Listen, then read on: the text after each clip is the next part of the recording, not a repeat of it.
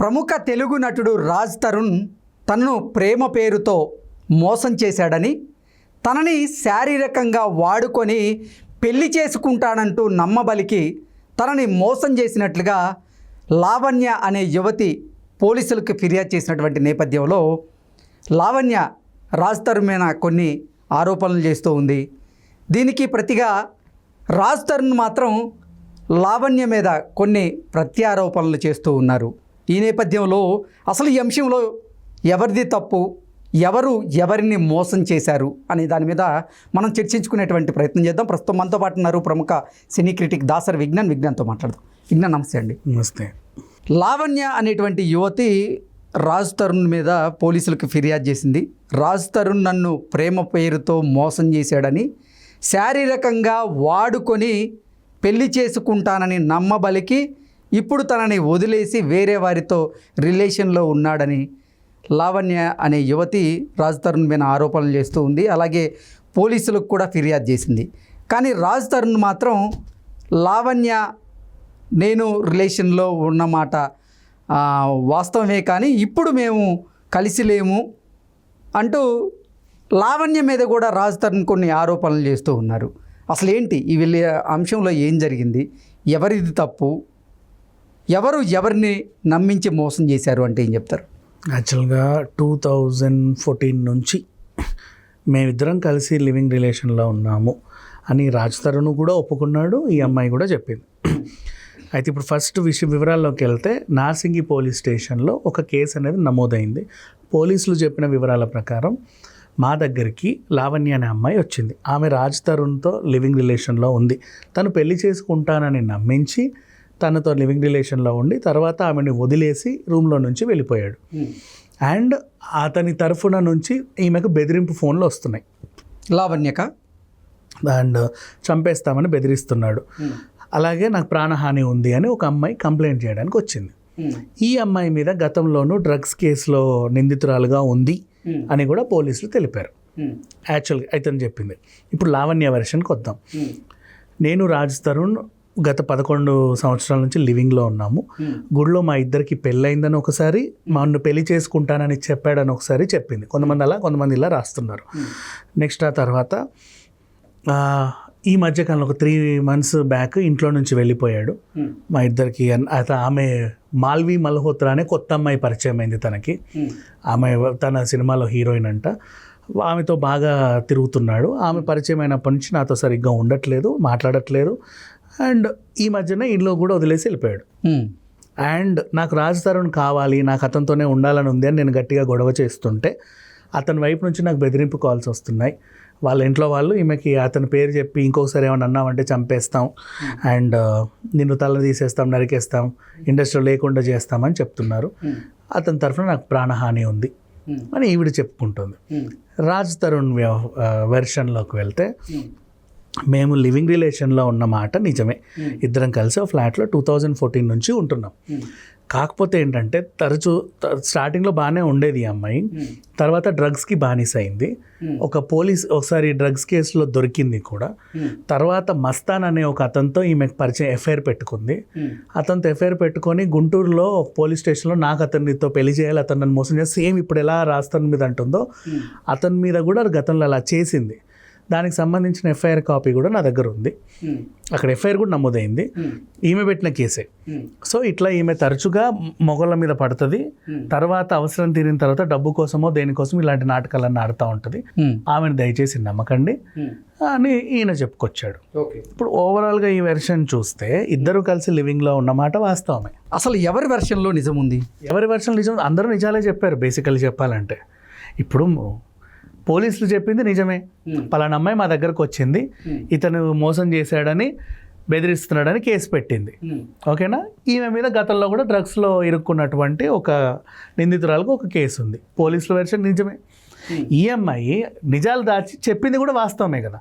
నేను రాస్తానని రిలేషన్లో ఉన్నాం, నన్ను పెళ్లి చేసుకుంటానని చెప్పే ఉండొచ్చు. ఎందుకంటే కలిసి ఉన్నారంటే ఖచ్చితంగా ఇట్లాంటి. మరి రాజ్ తరుణ్ గారితో ఆల్రెడీ రిలేషన్షిప్లో ఉండి ఈ లావణ్య అనే అమ్మాయి మళ్ళీ మస్తాన్తో రిలేషన్షిప్లోకి ఎందుకు వెళ్ళింది? తీరిపోయి ఉంటుంది, ఇంకెవరిదన్నా కావాల్సి ఉంటుంది, మోజు తీరిపోయి ఉంటుంది. ఇంకెవరితో ఉన్న రిలేషన్ కావాలనిపించి ఉండొచ్చు.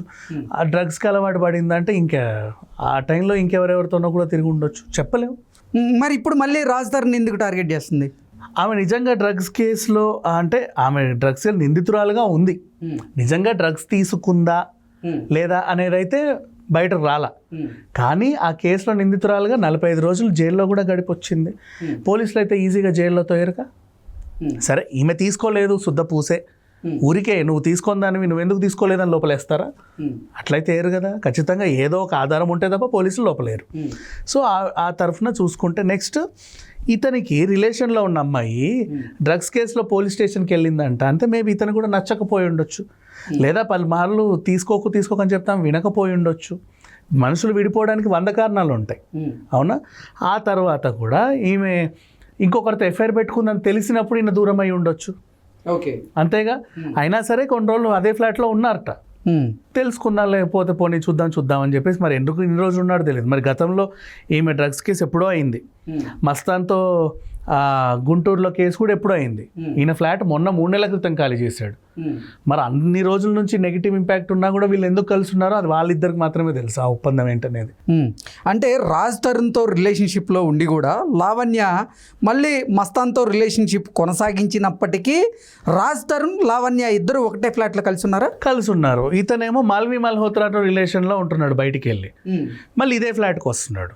ఈమె మస్తాన్తో రిలేషన్లో ఉందని ఇతను చెప్తున్నాడు, మళ్ళీ ఇక్కడికే వస్తున్నారు.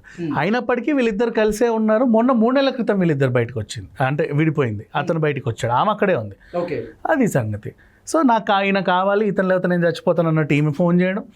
ఆయనేమో నాకు ఈమెకి ఎలాంటి సంబంధం లేదు, నాకు ఆమె వద్దు, అక్కర్లేదు, మేము ఉన్నమాట నిజమే, నన్ను పెళ్లి చేసుకుంటాను నేను ఎప్పుడు చెప్పలేదు, అది వాస్తవం, జస్ట్ అది మా ఇద్దరికీ తెలుసా ఒప్పందం ఉంది, ఆమె ఎవరితోనన్నా తిరిగినా నాకు సంబంధం లేదు, నేను ఎవరితో వెళ్ళినా ఆమెకు సంబంధం లేదు అన్నట్టు ఆయన చెప్పుకుంటూ వస్తున్నాడు.